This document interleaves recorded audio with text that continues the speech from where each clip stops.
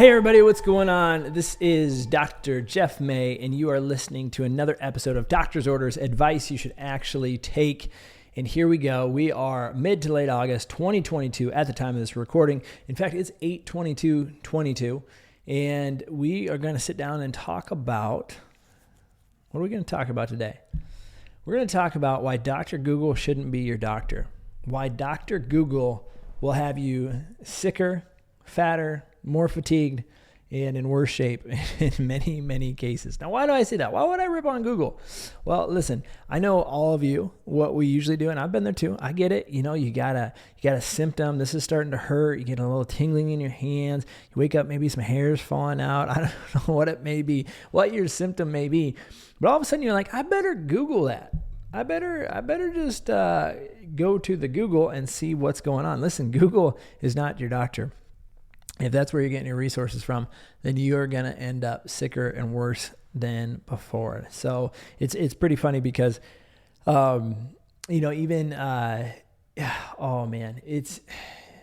go back. We're going to go back to putting some common sense back into healthcare. And there's a couple of things I want to take it all the way back to, because here's the facts. I am desperately trying to change this. Me being on a mission, I just came back from a conference in Idaho. I've met a lot of naturopaths, healthcare providers, a lot of amazing people. And so I'm not alone out there. A lot of times I feel alone. A lot of times you feel like you're on an island and just in the patients here, which we take care of the best patients in the world, hands down. I'll put that against any clinic in the country. But you feel alone because it's like, man, I feel like people should know this. I feel like this should be common sense when it's not that common. And so when we dive into this and you get out to a conference and you feel refreshed, you're like, oh my gosh, okay, there's lives that are being changed, not just in Jordan, Minnesota, but all across the country. And so that gives me hope, that gives me excitement. But it really comes down to the premise and defining healthcare. You know, in today's world, they will change definitions. And when I talk today, predominantly what I'm thinking right now is the CDC. The CDC stands for Center of Disease Control. It does not stand for Center of Disease Cure.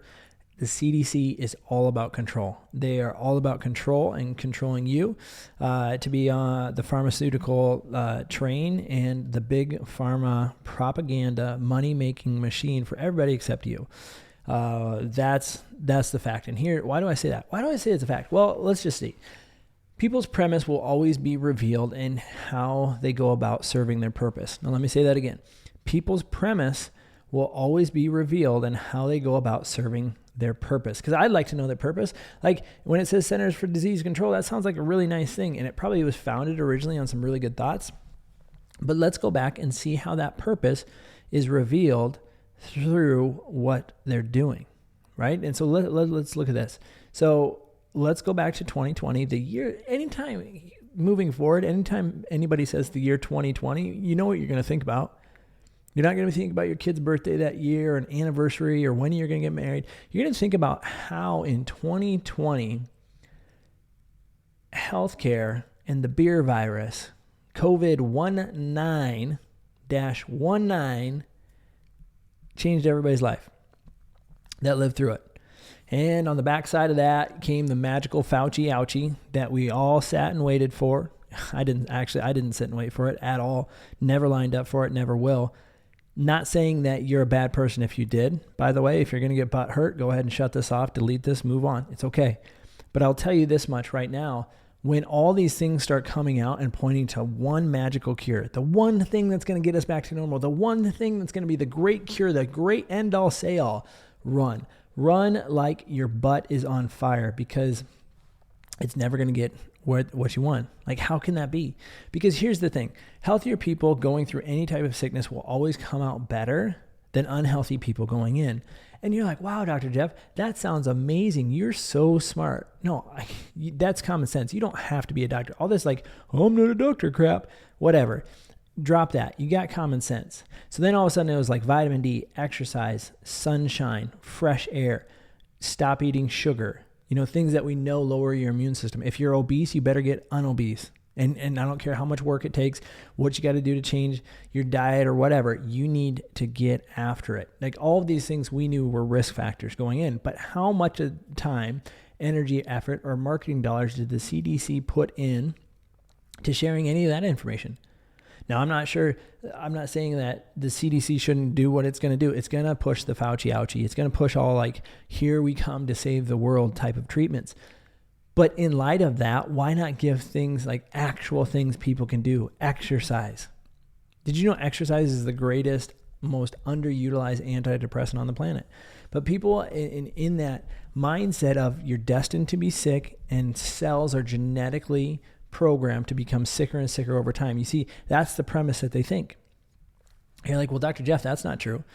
Over time, cells don't become sicker and sicker. Genetically, we should be getting stronger and stronger. And yeah, absolutely. That's called science. Watch out. And by the way, science is not Dr. Fauci. When he sits there and says, I'm the science, yeah, good luck. Thank you for resigning come this December. I'm going to celebrate that day. But when we look at there's two main premises that drive the sick care system. And one is that health is by chance. That if you believe health is a random act, like cells become sick randomly, cells, all those things. Let me ask you this. If cells act randomly and health is a random chance, how is it that you're even functioning right now? How is it that your heart knows exactly when to beat and when not to beat? That your stomach knows what to do when there's food in it? When your body realizes that you're a lower oxygen level, that sometimes you yawn. Why is it that we have these things that happen? Or when we sneeze, it's actually removing, something getting in your nasal cavity, an irritant or a bug or a germ, and your body knows to eliminate it very quickly. What about your body raising its core temperature to kill viruses and bacteria? Are fevers random chances? So you look at all these things that aren't random, and then you think, well, I'm acting in a way that health is by chance, that I hope I don't get sick, that, I'm going to cross my fingers, and if I make it to the age 60 or 65 when I get to retire, that, if I'm lucky enough, then I'll have enough health to enjoy time off when I'm not working. You see, health is not a random chance. There's nothing random at the core of it inside your body. Your body is synchronized to control and function at the highest level, moving towards health and homeostasis over 70 trillion cells. So that's one premise that people will realize, hopefully listening, you're like, oh man, I've kind of been acting like health is just a random thing or it's lucky. The other thing, genetically, are we programmed for health or sickness? Well, a lot of people will say, well, it must be genetics. Listen, I realize tragedies happen. I realize that there's sickness and disease that are absolutely horrible and devastating. And I sympathize with those people massively. But on a whole, when 75% of people are dying of lifestyle diseases, of choices they're making day in and day out, I say that every single day, and I'll continue to say it. And if you've listened to the podcast before, you're probably like, he's repeating this again. Well, it's still true. It's still true. And the fact is that genetically, we're actually stronger than we've ever been. Genetically, there's so many diseases in the past that, lo and behold, we genetically have become accustomed to, and we get stronger and stronger and stronger. And so when you look at these facts and you're saying, okay, well, the sick care system says you just need a pill, you're going to need drugs or surgery. We're going to go to drugs or surgery, drugs or surgery, drugs or surgery. Well, forget that noise. What happens if you would actually take care of yourself? What happens if you actually do the work? What's the downside to a proactive lifestyle? Let's just spit this out. A proactive lifestyle, that means you're going to actively do things to help your body, mind, and your soul, because you're all intertwined. Okay, whether you like it or not, you have a body, mind, and a soul. All of those things need maintenance. All those things require maintenance for function. So this past week, I just finished up the Cameron Hanes 125K challenge. It was 25K a day. You had to get essentially 77.5 miles within this week time frame. I got it in within the first 6 days. I crossed 78 miles. I am not a runner. There was many, many times I was walking. I will tell you this again. I'm not telling you this to impress you, but I did a 78 miles in 6 days. Now, here's the funny thing. That does not excuse me from exercise this week. What? Dr. Jeff, oh my gosh, you did 78 miles in a week. Surely you can take a day off. My body still requires movement. There are still things that my body requires today. And just because I paid rent yesterday doesn't mean the rent is not due today. And we got to get to the point that we realized, yeah, it's work. So what? So what? What if when those excuses came up in your head, and we all have them, I don't have the time. So what? What's required? And I don't know what you want to tell yourself, but what if you start actually talking to yourself like you would talk to your best friend? If your best friend is 100 pounds overweight and they're like, yeah, I just really don't have time to work out, what would you do? What kind of friend are you? What kind of best friend are you? Are you going to say, yeah, you don't have the time, you should never work out? Or would you say, hey, I get it, we're busy, I'm busy too, and why don't we find a time that works best and we can start with 20-minute walks? We can just start with 20-minute walks. You know, I was listening to this podcast with Dr. Jeff. He's like, hey, 20-minute walk can help prevent cancer. I don't want you to die of cancer. Start with something. Start with something, and it needs to be done at a grassroots level. No doctor's going to tell you this on TV. You know why? Because they can't sell a pill for it. They can't sell a pill for it. And I'm sitting here on my lunch break sharing this from my heart because it's my mission. It's my mission and it's my passion to see people healthier, happier, more productive. And lifestyle disease, that's what I'm going after. I'm in the business of helping people live a healthier lifestyle. I believe you should get adjusted chiropractically every week, if not every other week, due to the amount of stress in this world. Chiropractic helps your body adapt to stress, period. When you find a great chiropractor, they will be able to read where you're carrying stress, where you're out of balance, and yes, make adjustments that neurologically increase your body's ability to adapt to stress. The chiropractors out there that are telling you it's a bone out of place pinching a nerve, find a new chiropractor. You don't have a bone out of place pinching a nerve. You just don't. It was an easy way to describe it and educate patients way back when we didn't know. But here's what we know.